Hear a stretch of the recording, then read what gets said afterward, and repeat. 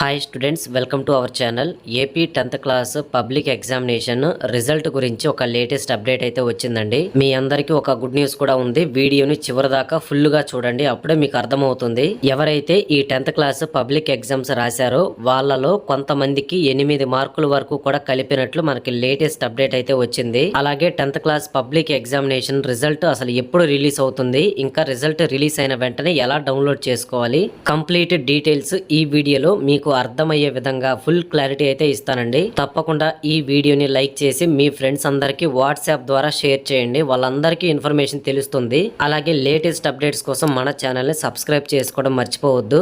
ఇక మనం టాపిక్ లో చూసుకున్నట్లయితే మన ఏపీ రాష్ట్ర వ్యాప్తంగా 10th క్లాస్ పబ్లిక్ ఎగ్జామినేషన్ ఫలితాలు అనేవి ఎప్పుడు రిలీజ్ చేస్తారో అని చాలా మంది అయితే వెయిట్ చేస్తూ ఉన్నారు. సో అటువంటి వాళ్ళందరికీ కూడా ఎట్టకేలకు మనకి లేటెస్ట్ అప్డేట్ అయితే వచ్చేసింది. మీరైతే టెన్షన్ పడొద్దు, వీడియో చివరిదాకా చూడండి, అన్ని విషయాలు మీరు తెలుసుకోవచ్చు. మన ఆంధ్రప్రదేశ్ రాష్ట్ర వ్యాప్తంగా మార్చి 16వ తారీఖు నుంచి ఏప్రిల్ 2వ తారీఖు వరకు ఈ 10th క్లాస్ పబ్లిక్ ఎగ్జామినేషన్స్ అయితే జరిగాయి. దాదాపు 3,415 ఎగ్జామ్ సెంటర్స్ లో 6,40,000 మంది స్టూడెంట్స్ అయితే ఈ ఎగ్జామ్స్ కి అటెండ్ అయ్యారు. ఇక ఏప్రిల్ 2వ తారీఖు తోటి 10th క్లాస్ పబ్లిక్ ఎగ్జామ్స్ పూర్తవ్వడం తోటి ఏప్రిల్ 9వ తారీఖు నుంచి ఈ యొక్క 10th class paper evaluation, paper corrections ఇవన్నీ కూడా స్టార్ట్ అయ్యాయండి. అయితే మీ క్వశ్చన్ పేపర్స్ కరెక్షన్ చేసినంత సేపు బాగానే ఉందండి. సో మార్కులు కూడా బాగానే వేశారు, మీరైతే టెన్షన్ పడద్దు. అయితే మీ క్వశ్చన్ పేపర్స్ మొత్తం కూడా ఎవాల్యుయేషన్ చేస్తారండి. సో అక్కడే విషయం మొత్తం కూడా తేడా పడింది. జనరల్ గా మీ క్వశ్చన్ పేపర్స్ మొత్తం కరెక్షన్స్ పూర్తయిన తర్వాత ప్రిన్సిపల్స్ ఆఫ్ ఎవాల్యుయేషన్ అని ఒకటి జరుగుతుందండి. అంటే మీకు ప్రతి క్వశ్చన్ పేపర్ లో ఒక్కొక్క సెక్షన్ లో మీకు ఎన్ని మార్కులు వచ్చాయి అనేది ఒక ఓఎంఆర్ షీట్ లో అయితే మొత్తం బబులింగ్ అయితే చేస్తారు. దాని తర్వాత చీఫ్ ఎగ్జామినర్ సంతకం అనేది చేసిన తర్వాత ఇక మార్కులు అనేవి ఆన్లైన్ లోకి అయితే అప్లోడ్ చేస్తారండి. అయితే మన ఆంధ్రప్రదేశ్ రాష్ట్ర ప్రభుత్వం ఈసారి కొత్తగా ఏంటంటే ట్యాబ్లు అనేవి ఒకటి పెట్టారండి.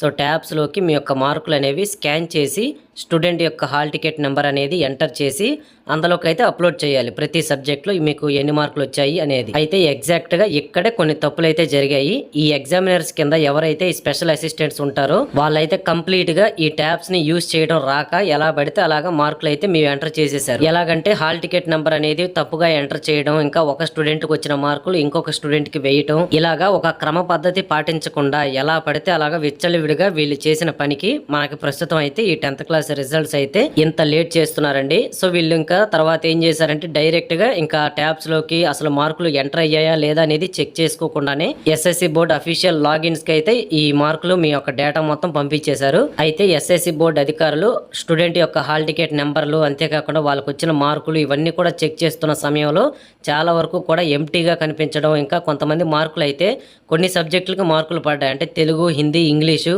మ్యాథ్స్ ఇలాగా వీటి వరకు మార్కులు వేయడం, రిమైనింగ్ సబ్జెక్ట్స్కి మార్కులు అనేవి ఎంటీగా చూపించడం, ఇలాగా డేటా అనేది కన్సిస్టెంట్గా లేదు. సో ఈ విషయం కాస్త మన ఏపీ సీఎం చంద్రబాబు నాయుడు దగ్గరికి అయితే వెళ్ళింది. సో ఎస్ఎస్సి బోర్డు అధికారులందరితోటి ఆయన అయితే భేటీ అనేది నిర్వహించి ప్రతి ఒక్కరికి కూడా ఏ స్టూడెంట్కి అన్యాయం జరగకుండా ఎవరికి రావాల్సిన మార్కులు వాళ్ళకి వచ్చే విధంగా మళ్ళీ 10th క్లాస్ విద్యార్థుల యొక్క పేపర్ అనేది ఎవాల్యుయేషన్ కరెక్ట్ గా చేసి ఆన్లైన్ లోకి మార్కులు అయితే అప్లోడ్ చేయాలి అనేసి అయితే ఆయన నిర్ణయం తీసుకోవడం జరిగింది.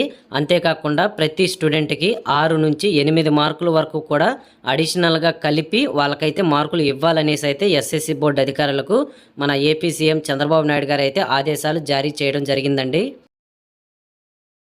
ఇక ఎవరికి 6 మార్కులు యాడ్ అవుతాయి, ఎవరికి 8 మార్కుల వరకు కూడా కలుస్తాయి అనేది మొత్తం ఇప్పుడు చెప్తాను. దయచేసి వీడియో చివరిదాకా చూడండి. సో మీరు ఇక్కడ స్క్రీన్ మీద చూడొచ్చండి 10th క్లాస్ రిజల్ట్స్ అప్డేట్ అనేది.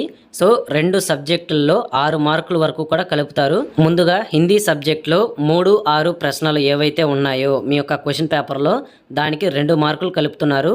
దాని తర్వాత ఇంగ్లీష్ సబ్జెక్ట్లో 28వ ప్రశ్నకి 4 మార్కులు అయితే యాడ్ చేయడం జరుగుతుంది. సో అయితే ఇక్కడ ఒకటి గుర్తుంచుకోవాలండి, మీరందరూ కూడా 10th క్లాస్ స్టూడెంట్స్ ఎవరైతే వీడియో చూస్తున్నారో గమనించాలి. ఈ హిందీ సబ్జెక్ట్లో 3, 6 ప్రశ్నలు ఏవైతే ఉన్నాయో ఈ క్వశ్చన్ నెంబర్స్ మీరు వేసి మీకు తెలిసినా తెలియకపోయినా ఏదో ఒకటి అటెంప్ట్ చేస్తేనే మీకు 6 మార్కుల వరకు కూడా కలుస్తాయండి. అట్లీస్ట్ మీరు క్వశ్చన్ నెంబర్ అయినా వేసి ఉండాలి.